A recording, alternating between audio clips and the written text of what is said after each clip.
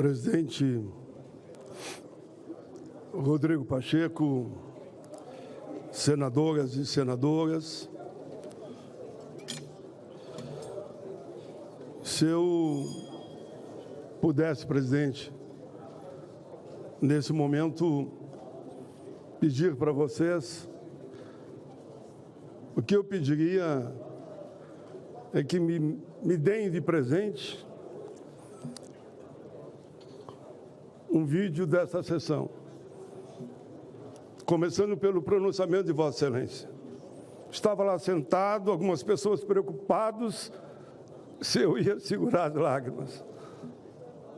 O pronunciamento de Vossa Excelência demonstrou todo o esforço que Vossa Excelência tem feito como presidente desse poder em relação ao povo do Rio Grande. Queria agradecer a todos que falaram e os que não falaram até o momento. Mas todos têm o mesmo sentimento e eu sinto no abraço, no contato, eles contem conosco. Todos senadores e senadoras. Por isso, presidente, como o povo que está lá sofrendo tanto tem pressa. É pobre, é rico, é idoso, é criança, é pessoas com deficiência, é branco, é negro, todos estão sofrendo com a avalanche das águas que estão matando a nossa gente. Falam em 80, 90, não. Estamos falando aqui de mais de 100, com certeza, de mortos, e não digo isso com satisfação. Relato de bombeiros. Bombeiros chegaram e nos diziam de que eles tinham que fazer a opção, ir para um lado da rua, o outro lado da rua, que cada rua era um rio. E as pessoas estavam em cima da casa. Se nós formos para a direita, os que estão lá na esquerda vão morrer. Tinham que decidir, e assim decidiram. E isso aconteceu. O que os pais e as mães faziam? Leva as crianças, pois vem buscar nossa ideia. E assim, muitas crianças estão lá, sem pai, sem mãe. Agradeço ao UBRA, à Universidade UBRA. Os senadores conhecem a UBRA. A UBRA criou um espaço especial só para receber as crianças. Essa é a realidade do Rio Grande. A correnteza das águas, quando foi para as ruas da cidade, o meu escritório fica em frente a Matias Velho. Quem está lá está me ouvindo nesse momento em Canoas. A população, centenas vinha vindo e as águas correndo como se fosse atrás deles. Eles não tinham para onde correr. E como diz o prefeito Jair Jorge, do seu partido, ele dizia: vocês têm que entender que nós tentamos de tudo, as pessoas não queriam sair das casas de medo de perder as casas e o seu patrimônio. E muitos morreram assim. Essa fala, senador Mourão, senador Luiz Carlos, senador Irineu, eu faço em nome de todos nós. Esse relatório não é meu, o relatório é nosso. É um relatório que qualquer um de vocês poderia estar lendo nesse momento. Quero cumprimentar também o governador Eduardo Leite, que não é um momento de disputa. Ele está fazendo o que ele pode. Vão querer criticar ele numa situação como essa? Não. Fica aqui meu abraço, governador, e todas as equipes, bombeiros, policiais militares, Exército, Aeronáutica, Marinha, todos estão lá fazendo o que pode, mas calculem milhares de pessoas em cima de casas, no meio da noite, gritando: nós vamos morrer, nos salvem. Quero cumprimentar os meninos e meninas, jovens, de jet ski, tiraram de casa os pais, estão lá com jet ski no meio da noite, na escuridão, querendo salvar pessoas. É uma solidariedade geral, sem diferença de classe, ou de cor, ou de raça. Todos tentando ajudar todos. Eu queria agradecer, presidente, aos 26 estados do país e o DF. A solidariedade é geral. Não tem um estado que não mandou piques, que não mandou cobertor, que não mandou colchão, Meu filho que foi voluntário, não vou citar o nome dele não, ele que foi voluntário de pai. E eu aqui, porque não tinha como eu retornar. Não tinha, o aeroporto tomado de água, eu queria voltar e não voltava. E não voltei, mas fiquei aqui ao lado de Vossa Excelência, presidente, e todos vocês que nos ajudaram com o conforto, com o carinho. Vamos em frente, pai, vamos fazer aqui o que dá. Você vai voltar quando der. Dizem que talvez só o fim do mês. Conto esse episódio, calculo o episódio da minha família que estava bem colocada. Calculo a situação daqueles que estavam sabendo que poderiam morrer ou salvar quem eles puderem. Prefeitos todos fazem o que puderem, o que podem. Todos os prefeitos fazem o que podem. Todos, independente de partido, todos querem salvar. Mas, enfim, a realidade é essa. Presidente, Vossa Excelência esteve lá. Presidente Lula esteve lá 1, 2, 3 vezes. Viu a realidade. Vossa Excelência me falou o que viu também e me conta depois. E eu falando dia e noite, alguns dizem, mas tu está dormindo, porque eu não durmo de noite. Não durmo de noite porque não tem como dormir.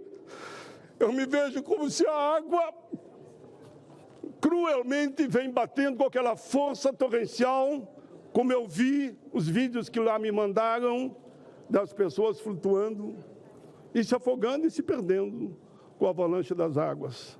Mas, presidente, como todos nós temos pressa, eu ia pedir a Vossa Excelência que deixasse registrado que o relatório que vem da Câmara, o deputado muito bem feito. Queria dizer que hoje pela manhã eu participei daqui numa reunião onde estava o governador Eduardo Leite e onde estavam os deputados federais e os nossos senadores. E nessa reunião havia uma dúvida sobre o decreto legislativo. Se poderia ser mais abrangente ou não. Eu expliquei que nós não tínhamos tempo. O que está aqui tem que ser aprovado. Outras medidas serão tomadas na sequência. E, para a alegria de todos nós, o governador entendeu, os deputados todos entenderam, por unanimidade, pediram, então, que nós votássemos para o projeto não voltar para a Câmara dos Deputados. Presidente, queria também que constasse, com o carinho que eu tenho a toda a bancada gaúcha, todos estão trabalhando, todos os partidos, não tem um que não esteja trabalhando.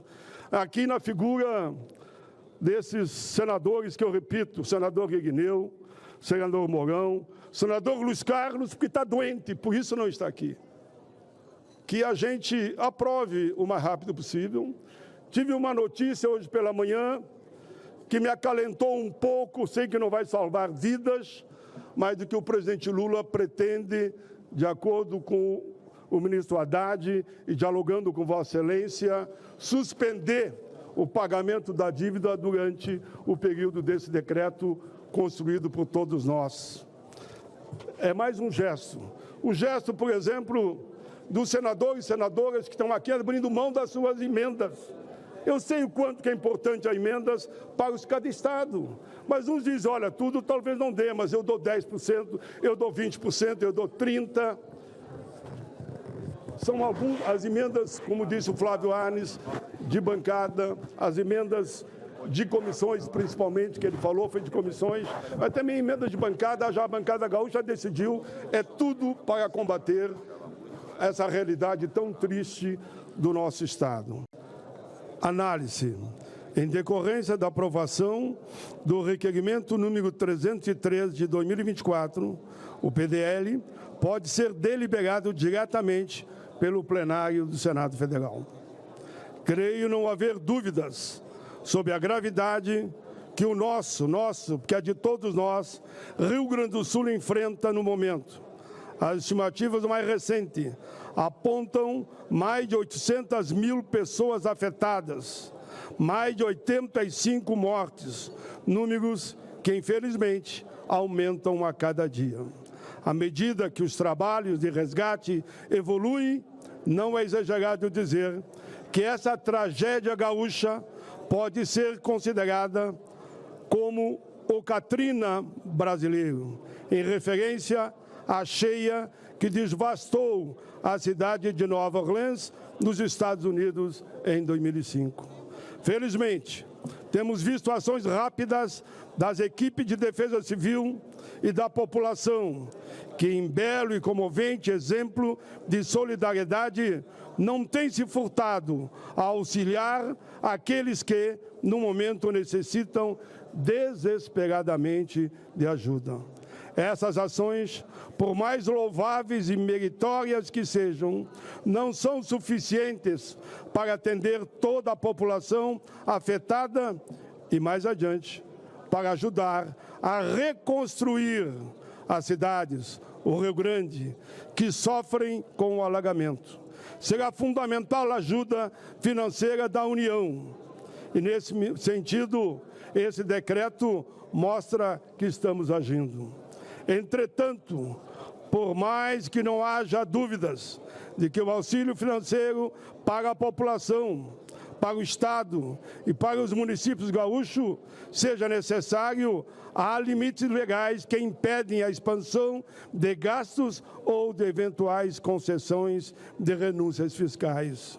Isso porque a União está comprometida com o ajuste fiscal e não pode, via regra, se desviar das autorizações de gastos previstas em orçamento, nem de metas fiscais previstas na Lei de Diretrizes Orçamentárias. Felizmente, nosso arcabouço legal prevê a possibilidade de o governo federal cumprir suas obrigações junto à população no momento de necessidade extrema. E é nesse sentido que o presidente Lula encaminhou esse decreto.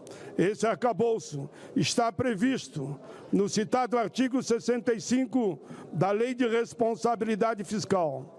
Esse dispositivo inserido no RFE durante a pandemia da Covid tinha por objetivo justamente permitir que os governos lidem com situações extraordinárias como a atual, em que a urgência de gastos não pode se curvar a questões orçamentárias ou do equilíbrio fiscal.